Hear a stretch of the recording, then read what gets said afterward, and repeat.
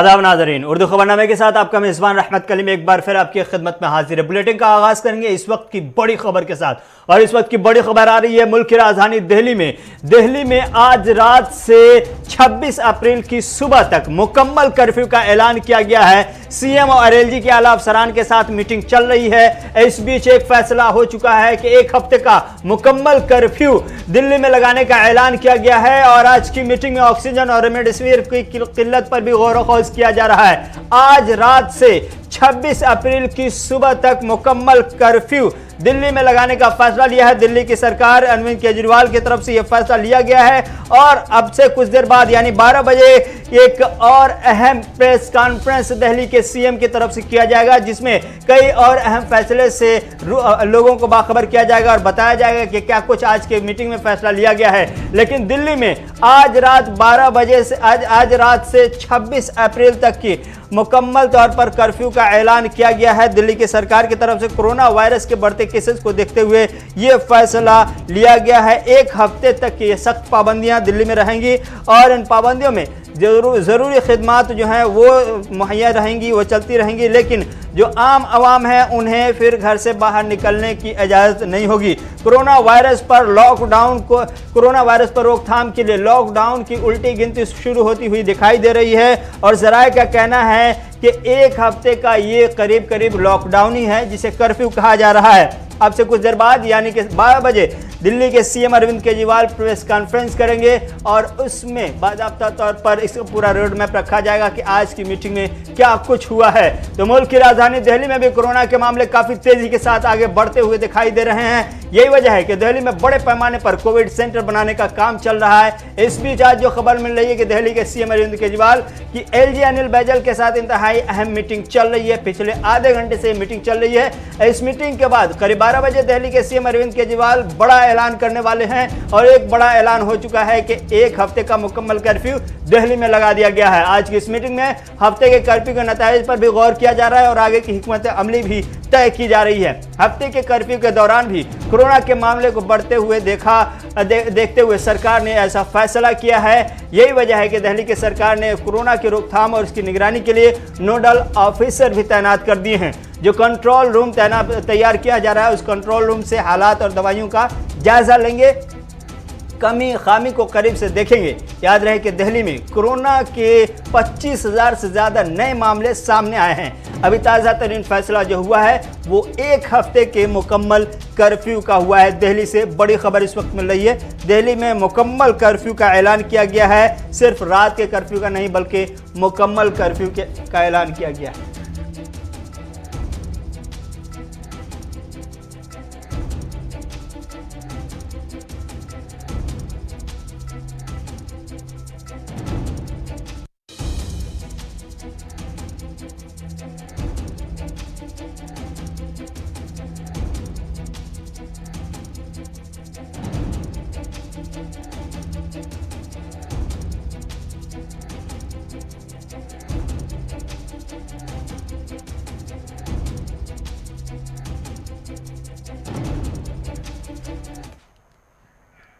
तो दिल्ली की ये बड़ी खबर थी, और एक और दिल्ली से बड़ी खबर मिल रही है कि पीएम मोदी की आला सतही मीटिंग अब शुरू हो चुकी है। 11:30 बजे पीएम मोदी ने इमरजेंसी मीटिंग बुलाई थी, और ये मीटिंग शुरू हो चुकी है। खबर जराए की माने तो इस मीटिंग में मुल्क के वजीर दाखिला अमित शाह, मुल्क के वजीर सेहत डॉक्टर हर्षवर्धन और दीगर आला हुक्काम शामिल हैं। मीटिंग में वजीर दाखिला, वजीर सेहत के शामिल होने की खबर मिल रही है। कोरोना वायरस के हालात पर गौर व खौज किया जा रहा है, आगे के रोड मैप तैयार करने की कोशिश की जा रही है, और कोरोना की रोकथाम के लिए इस मीटिंग में फैसले अहम लिए जाने के इम्कानात है। चूंकि ये एक इमरजेंसी मीटिंग बुलाई गई है पीएम मोदी की तरफ से। एक दिन में कोरोना वायरस के जो केसेज आए हैं वो केसेज अपने आप में हैरानकुन है और परेशानी का बायस बनने वाले केसेज हैं। इसलिए दिल्ली सरकार, मरकज़ी सरकार की तरफ से आज पीएम मोदी ने इमरजेंसी मीटिंग बुलाई है। ये इमरजेंसी मीटिंग 11:30 बजे शुरू होनी थी, और अब से 5 मिनट पहले ये मीटिंग शुरू हुई है। इस मीटिंग में वजीर दाखिला अमित शाह, वजीर सेहत और दिगर आला हुक्काम के भी होने की खबर मिल रही है। हातमी तौर पर अभी वो फहरिस्त सामने नहीं आई है, लिस्ट सामने नहीं आई है कि ये किस कौन कौन सी मिनिस्ट्री इसमें शामिल है, कौन कौन से वजीर इसमें शामिल है इस मीटिंग में। लेकिन अभी जो खबर मिल रही है जराये के हवाले से, वजीर सेहत डॉक्टर हर्षवर्धन, वजीर दाखिला अमित शाह इस मीटिंग में वीडियो कॉन्फ्रेंसिंग के जरिए शामिल हो रहे हैं। मगरबी बंगाल में है अमित शाह की चार रैलियां भी है मगरबी बंगाल में, इसलिए वो वीडियो कॉन्फ्रेंसिंग के जरिए शामिल हो रहे हैं। कोरोना को देखते हुए दिल्ली में ही मौजूद मरकजी वजीर सेहत डॉक्टर हर्षवर्धन वो भी वीडियो कॉन्फ्रेंसिंग के जरिए शामिल हो रहे हैं। कोरोना के जो बढ़ते केसेज है उन तमाम केसेस का तजिया किया जा रहा है और जायजा लिया जा रहा है कि आखिर ऐसा क्यों है कि इतनी तेजी के साथ केसेज बढ़ रहे हैं। मुल्क की सतह पर कोरोना वायरस की जो सूरत हाल है वो अपने आप में हैरान कुन है और इसी के रोकथाम के लिए क्या कुछ किया जाना है, क्या कुछ किया जा सकता है। पीएम मोदी की एक अहम मीटिंग चल रही है इस वक्त, इमरजेंसी मीटिंग है। यह मीटिंग अब से 1 घंटा पहले शेड्यूल की गई और अब खबर मिल रही है कि 5 मिनट, करीब 5 मिनट से ये मीटिंग शुरू हुई है। 5 मिनट इस मीटिंग को हुआ और इस मीटिंग में अब कोरोना वायरस की जो सूरत हाल है उस पर गौर व किया जा रहा है कि इसके रोकथाम के लिए क्या कुछ करने की जरूरत है। कोरोना की जो चैन है उसको तोड़ने के लिए क्या करने की जरूरत है, कोरोना की जो रफ्तार है उसको रोकने के लिए क्या कुछ करने की जरूरत है। और जो दवाइयों की किल्लत, वैक्सीन की किल्लत का सामना है, ऑक्सीजन की किल्लत का सामना है या बेड्स की किल्लत का सामना है या मेडिकल फैसिलिटी की जो सूरत हाल है, इन तमाम हवालों से बाज़ाब्ता तौर पर क्या कुछ आगे करने की जरूरत है, गौर व खोज किया जा रहा है। बहुत जल्द इस मीटिंग से भी कुछ बड़ा फैसला होता हुआ दिखाई देगा, क्योंकि ऐसे इम्कान ज्यादा हैं कि कोरोना वायरस की जो सूरत हाल है उसको देखते हुए मरकजी सरकार भी मन बना रही है कोई बड़ा फैसला करने का। तो एक तरफ जहां दिल्ली में मुकम्मल कर्फ्यू का ऐलान किया गया, वहीं मरकजी सरकार की तरफ से भी बड़ा फैसला हो सकता है, क्योंकि कोरोना वायरस पूरी तरह से बेकाबू होता हुआ दिखाई दे रहा है। अब आपको बताएं कि मुल्क की सतह पर कोरोना वायरस की क्या सूरत हाल है, 24 घंटे में क्या अपडेट आया वो भी जानना आपके लिए जरूरी है। बरकरार रफ्तारी के साथ कोरोना वायरस फैल रहा है। भारत में मुसलसल 1 हफ्ते से आलमी वबा कोरोना वायरस के 2 लाख से ज्यादा केसेज रिपोर्ट हो रहे हैं। वजारत सेहत के मुताबिक गुज़श्ता 24 घंटों के दौरान मुल्क में 2,73,810 नए केसेज रिकॉर्ड किए गए हैं, जो कोरोना वायरस के मुस्बत केसेज की अब तक की सबसे बड़ी तादाद है। वजारत सेहत के हुक्काम के मुताबिक 24 घंटों के दौरान मुल्क में 1,619 अमवात भी हुई हैं, जो इस साल हिंदुस्तान में रिकॉर्ड की जाने वाली सबसे ज्यादा हलाकतें हैं। यानी 1,619 अफराद की हलाकत ये अब तक की सबसे बड़ी तादाद है हिंदुस्तान में जो कोरोना वायरस की वजह से फौत पाई है। हिंदुस्तान में कोरोना के बाईस सबसे ज्यादा मुतासरा इलाकों में दारुल-हुकूमत नई दिल्ली और रियासत महाराष्ट्र शामिल है। मुल्क में कोरोना वायरस के केसों की तादाद अब 1,50,61,919 को पार करती हुई दिखाई दे रही है, जबकि 19,29,329 अफराद इससे सेहतयाब हो चुके हैं। ये अच्छी बात जरूर है, लेकिन वायरस से मरने वालों की जो मजमूई तादाद है वो डरावनी है। मजमूई तादाद 1,78,769 हो गई है। ये तादाद डराने वाली है, यानी 2.25 लाख को ये तादाद पार कर चुकी है। मरने वालों की जो कोरोना वायरस से मरने वालों की तादाद है हिंदुस्तान में, वो अपने आप में डरावनी है और ये तादाद 2.25 लाख को पार कर चुकी है और 2 लाख के करीब आती हुई दिखाई दे रही है। कोरोना वायरस के केसेज जिस तेज रफ्तारी के साथ बढ़ रहे हैं और मरने वालों की तादाद जिस तेज रफ्तारी के साथ आगे बढ़ रही है, उससे अंदेशा और ज्यादा बढ़ने लगा है। ऐसे में सरकार फौरी तौर पर सख्त से सख्त कदम नहीं उठाएगी तो फिर इसकी रफ्तार को कम करना मुश्किल ही नहीं, काफी हद तक परेशान कुन भी हो सकता है। ऐसे में जो खबर मिल रही है कि एक तरफ जहां दिल्ली सरकार ने 1 हफ्ते कर्फ्यू का ऐलान किया है, वही मरकजी सरकार की तरफ से इमरजेंसी मीटिंग चल रही है और ये कोरोना वायरस की जो डरावनी सूरत हाल है उस पर यह इमरजेंसी मीटिंग बुलाई गई है।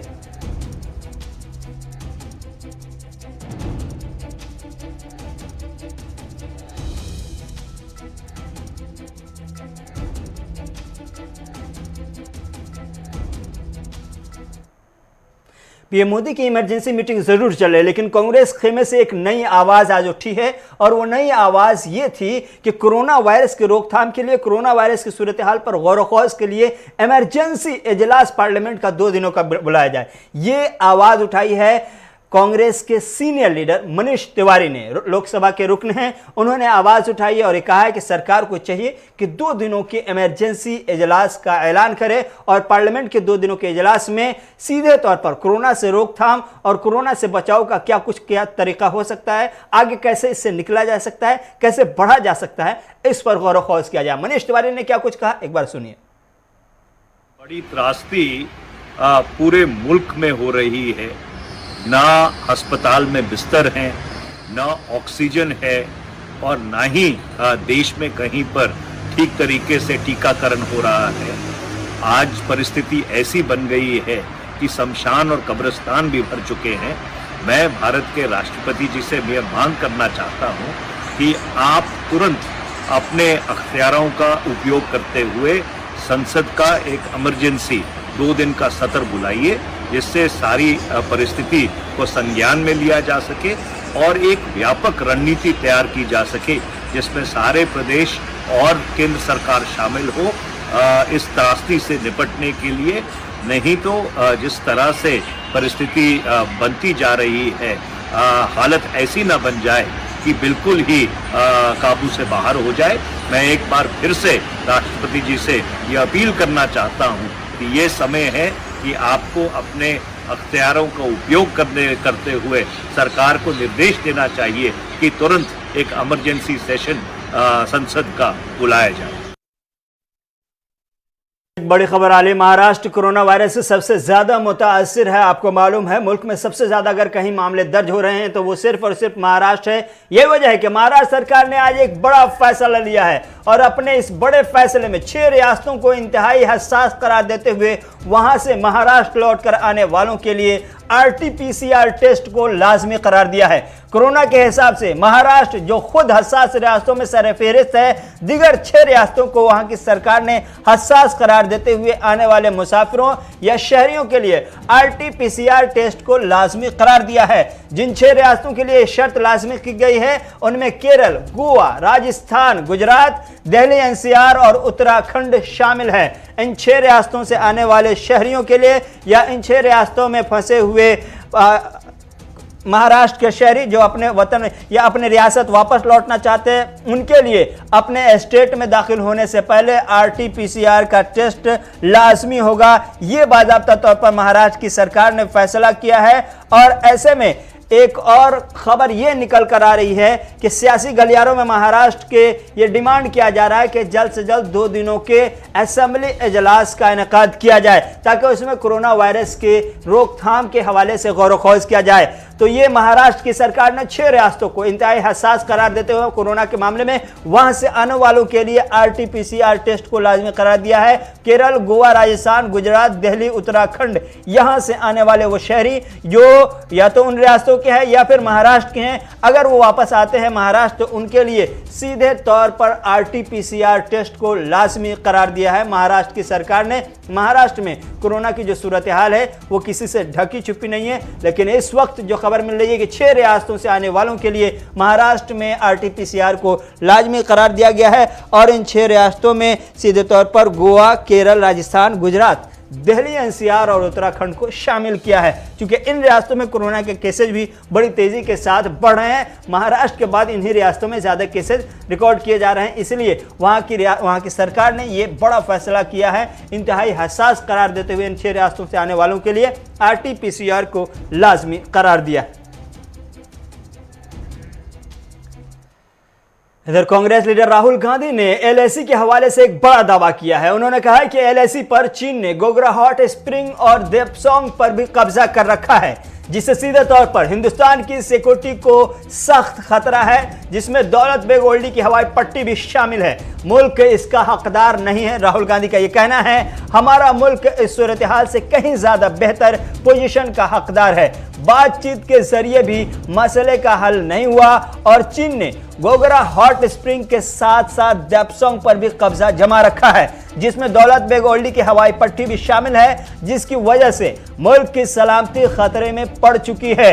मरकजी सरकार पर सीधे तौर पर निशाना राहुल गांधी की तरफ से LAC के मसले पर एक बार फिर से राहुल गांधी ने मरकजी सरकार को घेरने की कोशिश की है और कहा है कि LAC पर चीन की तरफ से गोगरा हॉट स्प्रिंग और देपसोंग पर कब्जा जमाया गया है और साथ ही साथ दौलत बेग ओल्डी की हवाई पट्टी भी खतरे में है। मुल्क की सिक्योरिटी पर इंतहाई अहम खतरा लायक है। इस वक्त जो राहुल गांधी की तरफ से ट्वीट करके बाकायदा तौर पर कहा गया है कि गोगरा हॉट स्प्रिंग और देपसोंग पर चीन कब्जा कर चुका है। राहुल गांधी ने जो ट्वीट किया है वो आपकी स्क्रीन पर है। उन्होंने सीधे तौर पर कहा कि गोगरा हॉट स्प्रिंग और देपसोंग का प्लेन जो हिस्सा है ये सीधे तौर पर हिंदुस्तान के लिए अब खतरा हो चुका है। चूंकि स्ट्रेटेजिक पॉइंट से इस पर खतरा इसलिए भी माना जा रहा है चूंकि चीन यहां पर कब्जा करता हुआ दिखाई दे रहा है, चीन का यहां कब्जा है।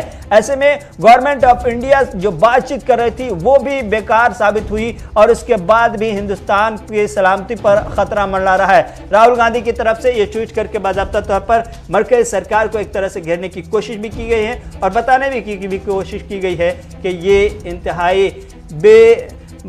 बेमाना खेज है हिंदुस्तान के लिए और मुल्क इसका हकदार नहीं है।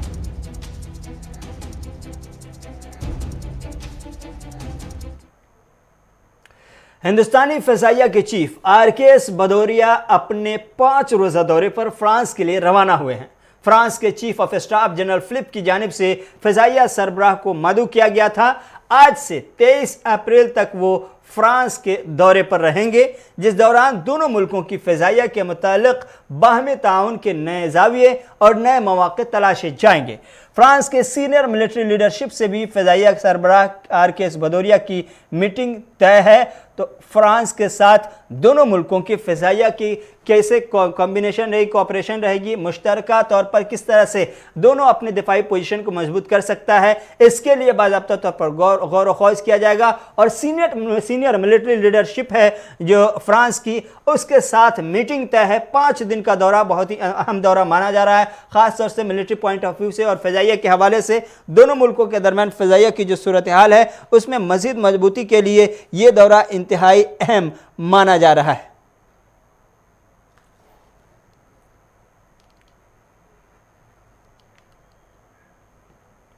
हिंदुस्तान और पाकिस्तान के रिश्ते के हवाले से एक बड़ी डेवलपमेंट ये आ रही है कि पाकिस्तान के वज़ीर ख़ारजा शाह महमूद कुरैशी का कहना है कि UAE में हिंदुस्तानी हम मनसब से मुलाकात तय नहीं है। दौरे का बुनियादी मकसद इमारात के साथ ताल्लुक़ मज़ीद बेहतर करना है। रिपोर्ट के मुताबिक पाकिस्तान के वज़ीर ख़ारजा शाह महमूद कुरैशी ने बताया कि UAE में एक्सपो 2020 का दौरा किया, बहुत अच्छी सहूलतें दी जा रही हैं। एक्सपो 2020 जब शुरू होगी तो एक खुसूसी इवेंट शुरू करेंगे, कोशिश होगी इवेंट में प्रोफेशनल कम्युनिटी को मदऊ किया जाए। उन्होंने कहा कि UAE से दोस्ती का 50 साला सफ़र उजागर करने की कोशिश कर रहे हैं। दोनों ममालिक के ताल्लुकात में मज़ीद बेहतरी आएगी। शाह महमूद कुरैशी का कहना था कि UAE के वज़ीर ख़ारजा से मुलाकात हुई है। UAE दौरे पाक भारत ताल्लुकात से मुतल्लिक नहीं है। हिंदुस्तानी वज़ीर ख़ारजा से कोई मुलाकात तय नहीं है। यहाँ आने पर तासुर दिया गया कि खुफिया मुलाकात होने जा रही है। खित्ते के मामला देखकर ही हिंदुस्तान से बातचीत हो सकती है। मुमकिन नहीं कि हिंदुस्तान पाकिस्तान गुफ्तगू में कश्मीर को पसे पुश्त डाल दिया जाए। वज़ीर ख़ारजा पाकिस्तान ने कहा कि तुर्की दावत देगा तो पाकिस्तान अमन कॉन्फ्रेंस में ज़रूर शिरकत करेगा। ख्वाहिश है तालिबान कॉन्फ्रेंस में शिरकत करें और बैठकर मामलात हल करें, यह पाकिस्तान के वज़ीर ख़ारजा का कहना है। उन्होंने ये भी कहा कि UAE में हिंदुस्तानी हम मनसब यानी एस जयशंकर के साथ उनकी मुलाकात तय नहीं है और ये जो खबर उड़ रही है या अफवाहें फैलाई जा रही हैं कि खुफिया मुलाकातें हुई हिंदुस्तान पाकिस्तान के वज़ीर ख़ारजा की, ये पूरी तरह से बेबुनियाद है।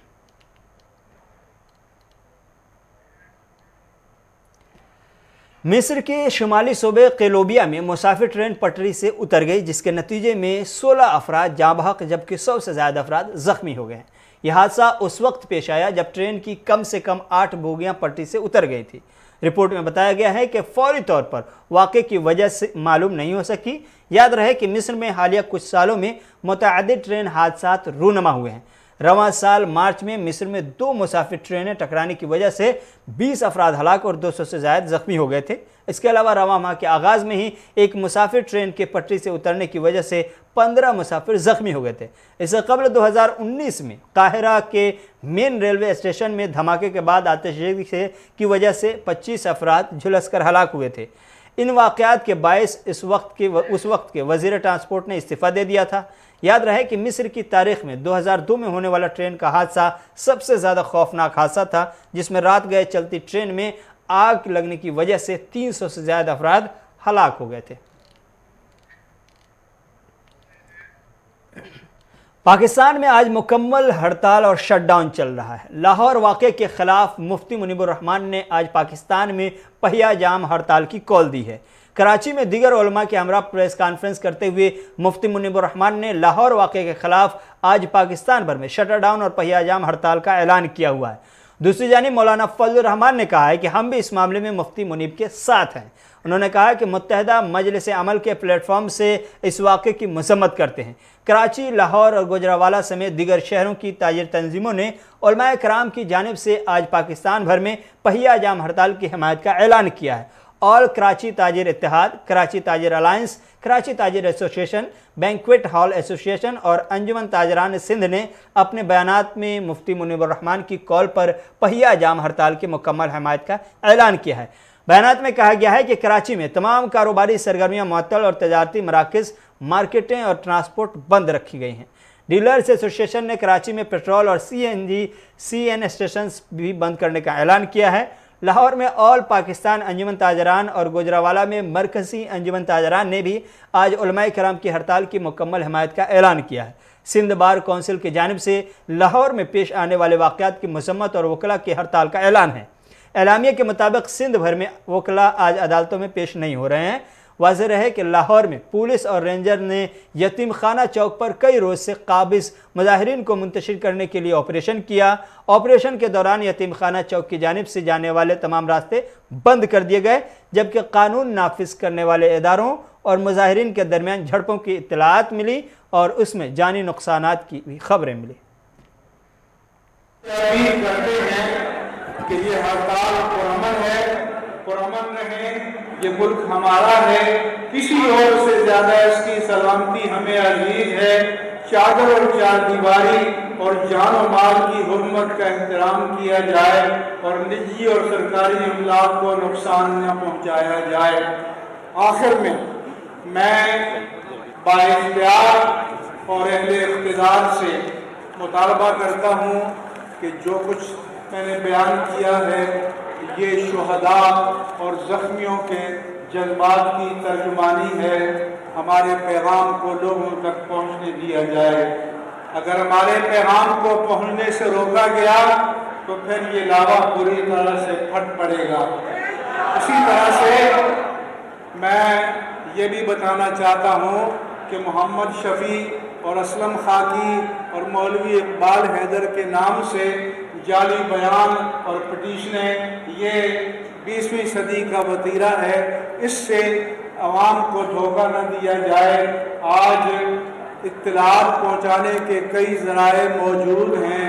हम पाकिस्तानी मीडिया से मुतालबा करते हैं कि अगर आपका ईमान, आपका जज्बा हुब्बे रसूल अगर अमेरिकी रियासत टेक्सास में फायरिंग के एक वाक़े में 3 अफराद हलाक हो गए हैं। रिपोर्ट के मुताबिक अमेरिकी रियासत टेक्सास के शहर ऑस्टिन में नामालूम मुसल्लह शख्स ने सुपरमार्केट के बाहर अंधाधुंध फायरिंग की।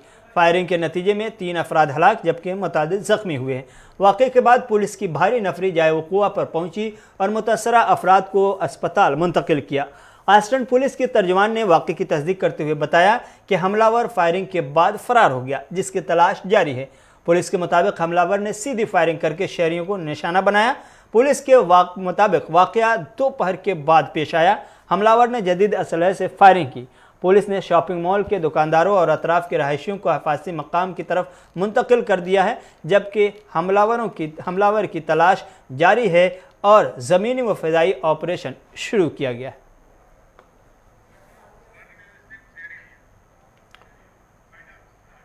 इसी के साथ उर्दू खबरनामा यहीं पर ख़त्म हुआ चाहता है। रहमत कलीम को इजाज़त दीजिए। खुदा हाफिज़।